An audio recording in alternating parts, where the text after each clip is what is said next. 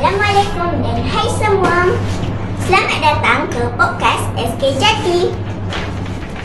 Saya Puteri Irtia dan hari ini saya kedatangan 3 tetamu iaitu Anur dari kelas 6 Zuhal. Dan saya Ramadhani dari 4U. Dan saya Aisyah dari 6 Zuhal. Okey. Apakah makanan kegemaran kamu, Anur? Makanan kegemaran saya ialah sushi kerana rasa sushi sangat sedap. Kalau saya samyang sebab dia senang dimasak. Makanan kegemaran saya ialah nasi ayam kerana sangat sedap. Oh, menarik juga ya makanan korang. Okey. Siapa yang selalu masakkan? Selalunya makanan kegemaran saya tu makcik saya yang masakkan sebab saya tak reti masak. Oh. Ramadhani pula? Kalau saya abang saya. Dia selalu masakkan saya punya ramen. Aisyah?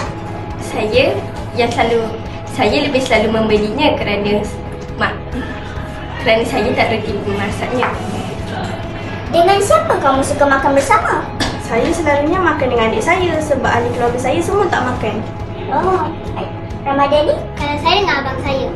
Kalau Aisyah pula? Saya lebih selalu makannya dengan ahli keluarga saya. Oh.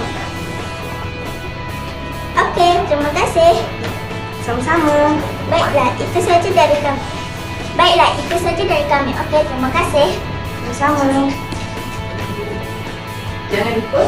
Jangan lupa like, komen, share dan subscribe channel Sejati Production. Bye.